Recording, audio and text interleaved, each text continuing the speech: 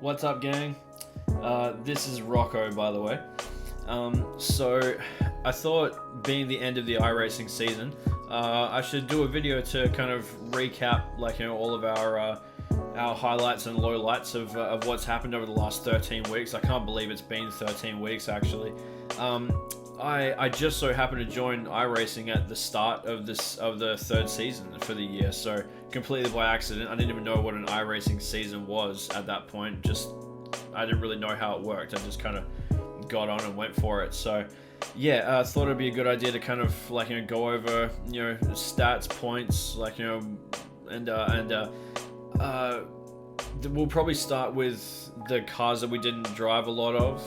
So the 410 sprint cars, some of the late models we didn't do a bunch in, and we'll just look at our starts, finishes, if we got any good finishes, stuff like that. So yeah, well, I'm just gonna put him down and we'll get started.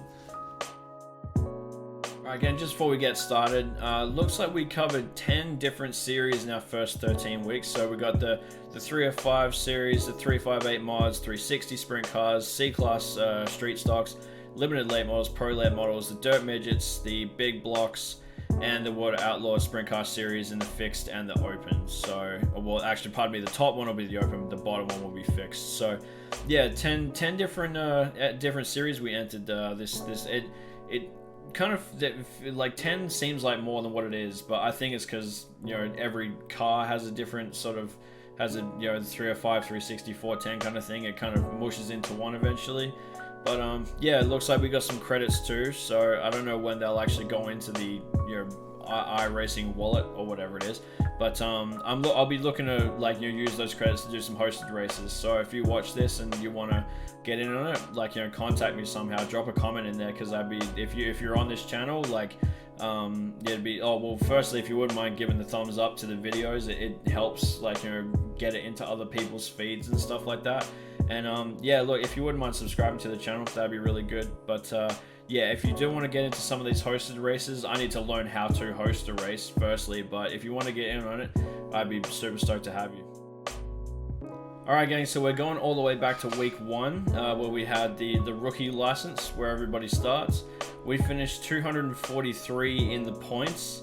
Not at all surprising there, given that we had a rookie license for 2 days maybe, and when I got this, it was, I mean, even now it's kind of it was all I did. I didn't do anything else. So we were then there for a collective 1 week. We had 16 starts, 3 wins, 13 top 5s, 5 poles, an average start and finish of 3rd, 319 laps in total, 71 lead. I don't know what ink means, and 71 points. So yeah, I remember getting that first win in the rookie street stock. That was a pretty cool feeling. And the one that I finally got, I'd been kind of dumped for the lead at least once or twice before. So when I got that first one, I was super stoked. It was at USA International, and those races can kind of drag out a little bit, but it was a lot of fun. So yeah, not much to write home about the rookie class, obviously, but it was really fun to kind of just take a second to reflect on that first week. Alright, gang, moving on to the limited late models. We ended up finishing 44th in the points in D5. I believe it's D5, that's right, Division 5, which we are for everything across the board. Okay, so we ended up getting in there about, looks like about halfway through. We were mainly racing sprint cars and stuff like that. Decided to give a late models a shot.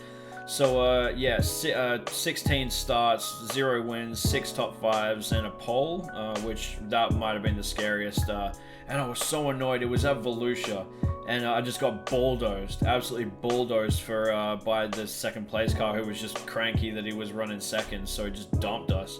There's a video in the channel if you want to go and check that out. Average start of 5th, average finish of 7th. Late models still not my strong suit, but I'm gonna race more of those next season for sure. 439 laps, 14 of them led until we got dumped, and yeah, 360 points. So didn't expect anything. I don't really know how this point system works, to be honest. I don't know what divisions, how divisions work. I haven't really paid close attention to how like the championship points are given out. I believe it has something to do with the actual strength of field. You get more for placing better in higher strength of fields and stuff like that. So, yeah, so that's it for the limited late models. Okay, game moving on to the pro late models. Finished 27th in Division 5 with 12 starts, 3 top 5s, and an average start and finish of 9th. 15 laps led in the pros. I don't remember that, but I'll take it. 303 championship points. The pros are they're super fun, and again, I'm going to try and race more of those in the upcoming season.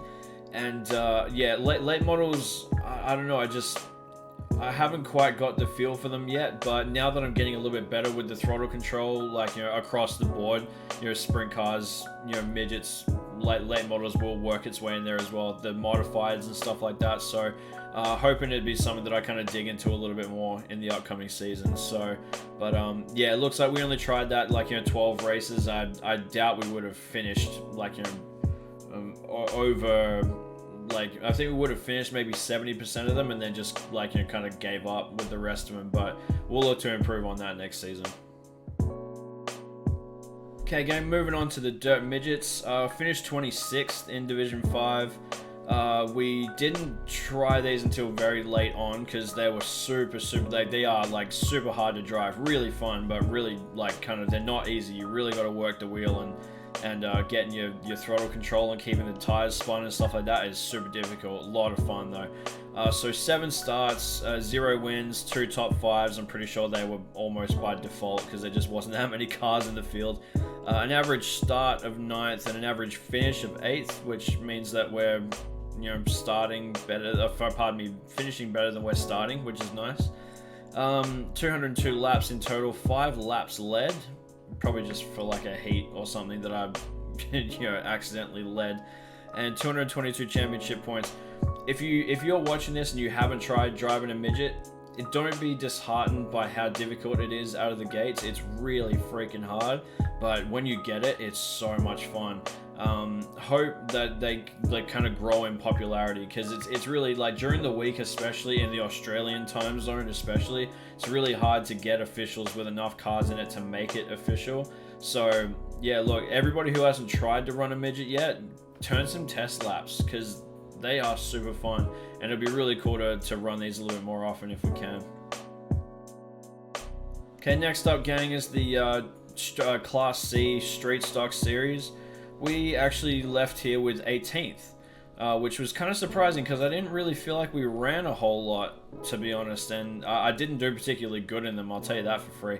Yeah, we got in there eventually, about, like, you know, 8 weeks out of the 13, so it took me over a month to get in there, but we ended up doing, so have 14 starts, no wins, 4 top 5s, an average start and finish of 8th, 421 laps, 24 of those led, mainly in, like, you know, heat races and B mains and stuff like that, I would imagine.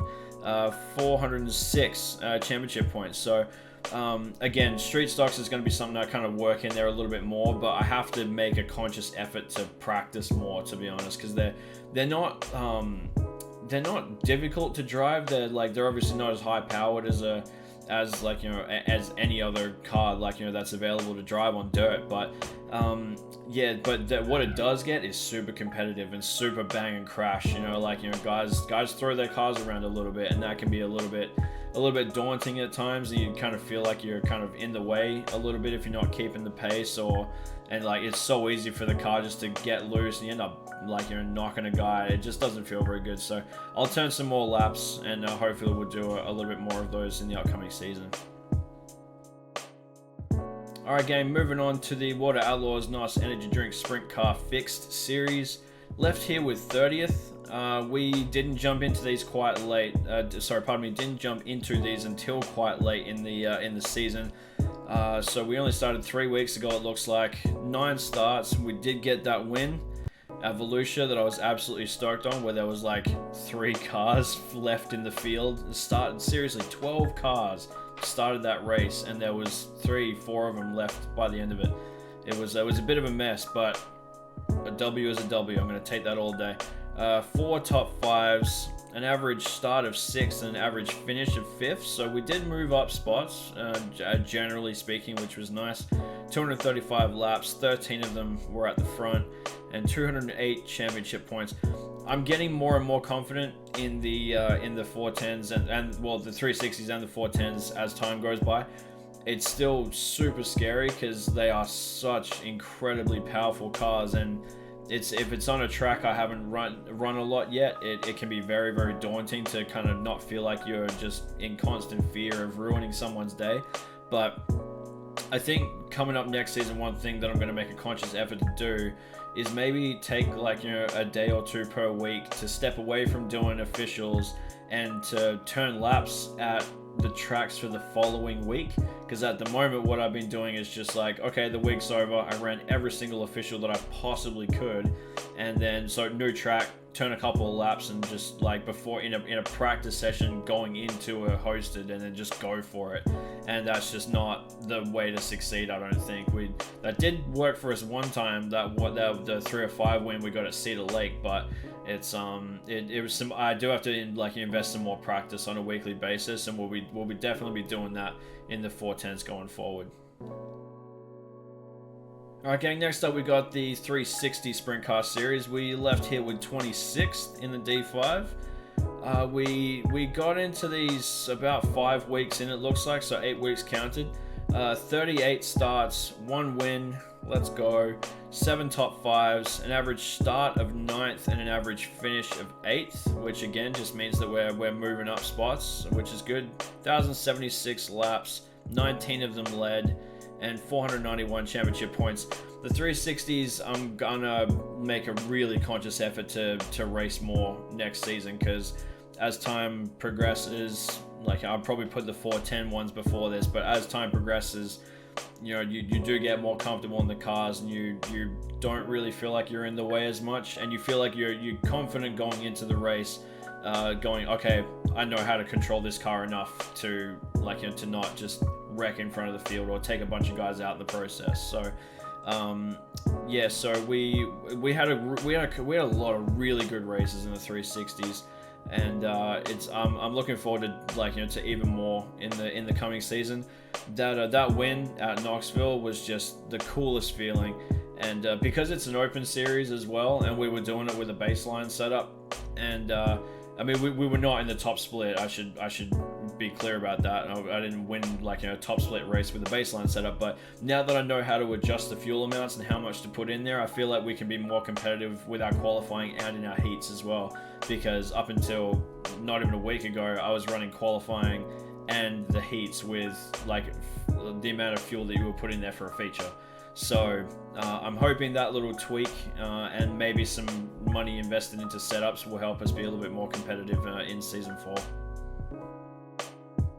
Alright gang, this one I'm super stoked about. The 358 Modified Series. We actually got 8th in D5, and I really freaking love the 358s. They are so much fun to drive.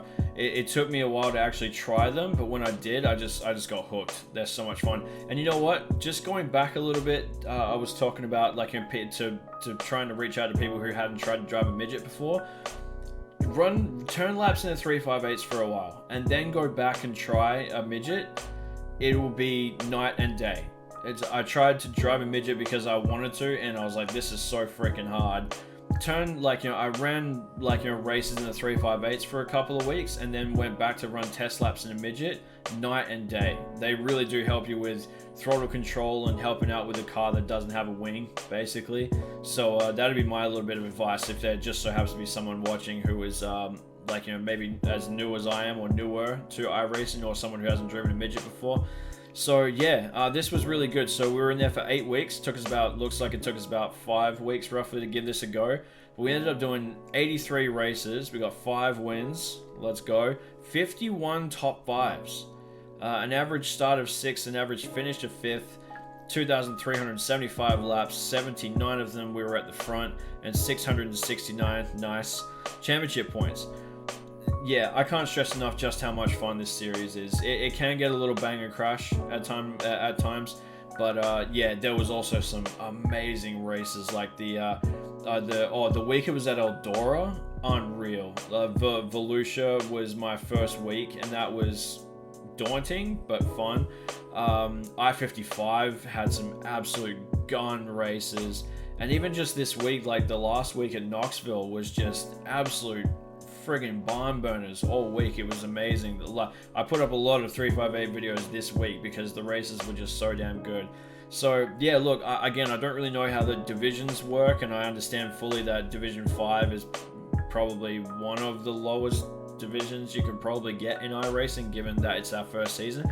But you know, leaving with 8th and just seeing those stats, you know, like five wins and 51 top 5s. Like, you know, so we finished in the top 5 or like over half of the time that we jumped in these races, and sometimes they weren't the biggest fields, but we were competitive in a lot of the bigger fields too. So that it's kind of become like, you know, my car, quote unquote, the thing that I just kind of jumped in and got a feel for, and ended up being like, you know, better than I thought that I was going to be at it. So you can expect a lot more content from the 358s because I've really fallen in love with them.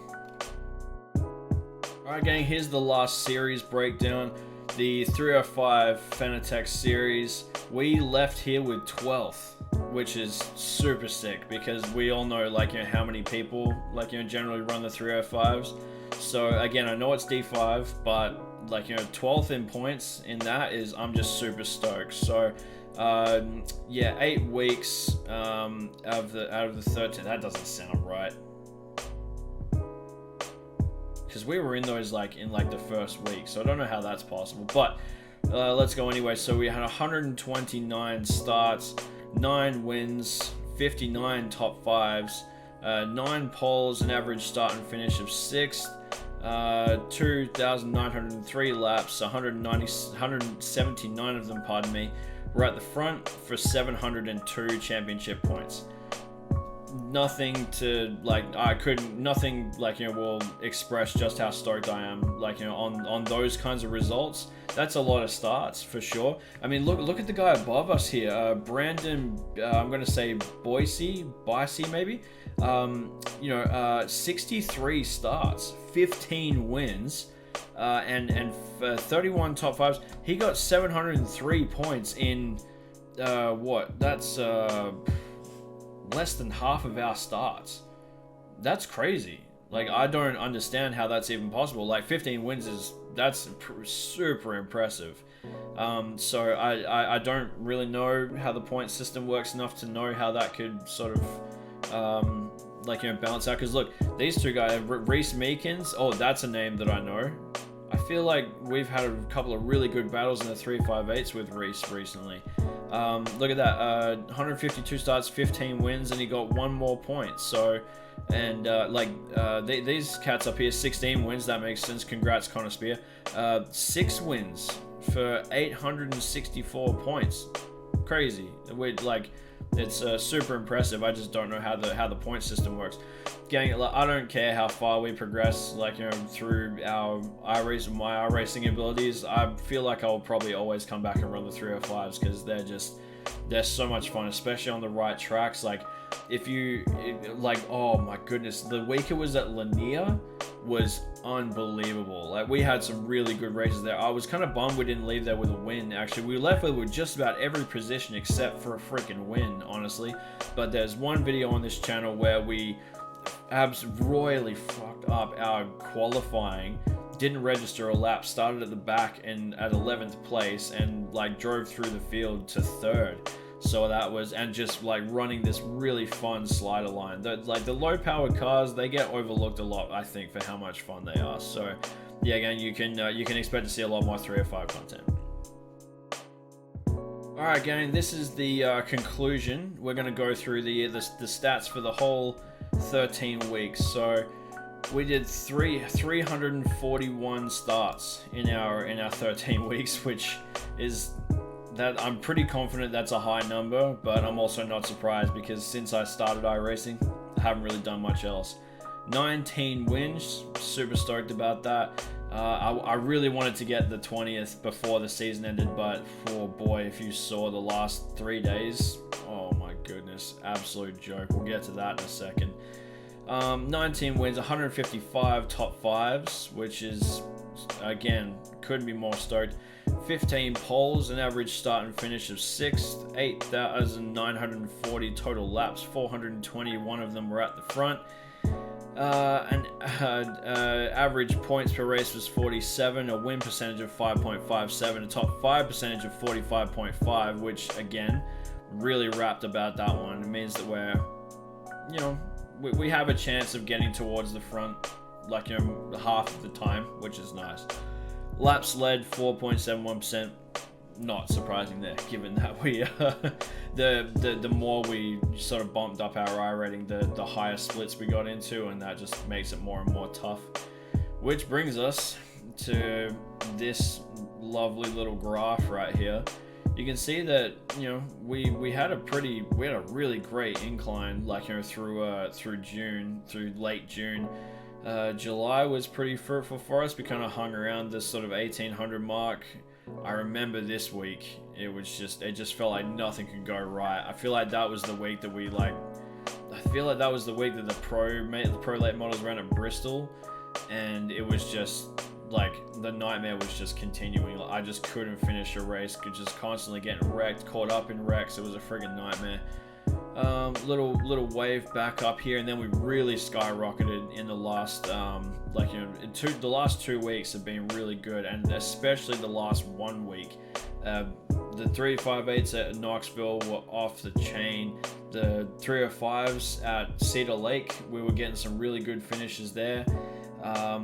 We were doing okay in the 360s at Bristol, not amazing because it's an open series, so we're not super competitive in there yet, but it felt like we were holding our own for the most part. There was some really good finishes, but and then over the weekend, my goodness, it just on a dime turned around, and I don't think I finished 10% of the races that I tried to enter. It was really bad. It was awful. So we lost 500 iRating in 2 days.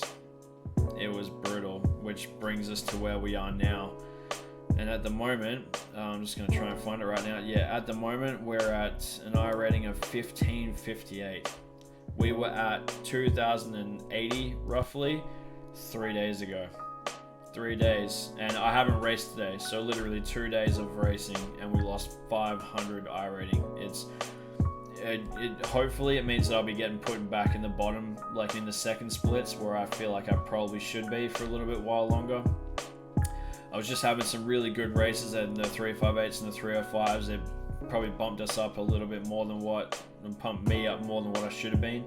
And I started to pay for it too, because I went into races nervous after a while. It was nerve-wracking going into top split races, and even though I was up the back, that's kind of half of the problem, because the guys that are up the back are generally the lesser experienced than the guys who are kind of in my boat, and unfortunately they're the most that are prone to accidents. So, and it just felt like we just couldn't dodge them.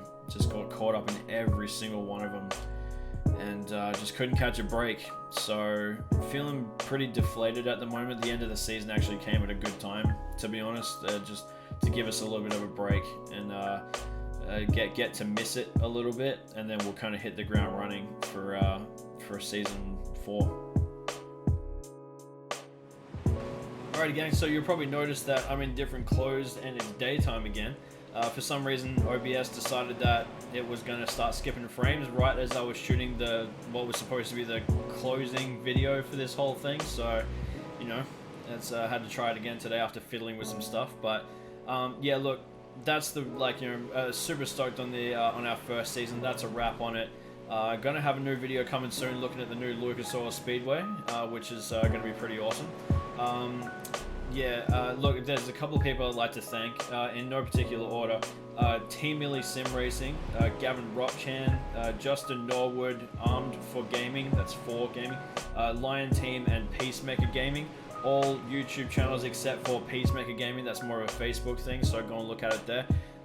They've all just been super supportive and nice, and responded to questions that I've given to them, and they could have just as easily said, fuck this guy, ignore it, like, you know, whatever, we don't need another rookie ass, like, your dirt racer on YouTube. But everybody was super nice, super friendly. So, and a couple other people, Ben Godelman, Mark Hopgood, and Timothy Jackson, all people that I just, you know, I've connected with via iRacing. I didn't think that this was going to be a place that I was going to be able to, like, you know, meet new people and connect with people, but it's become exactly that. So, and yeah, look, massive thank you to my friends Sam and Simon for showing me that this existed.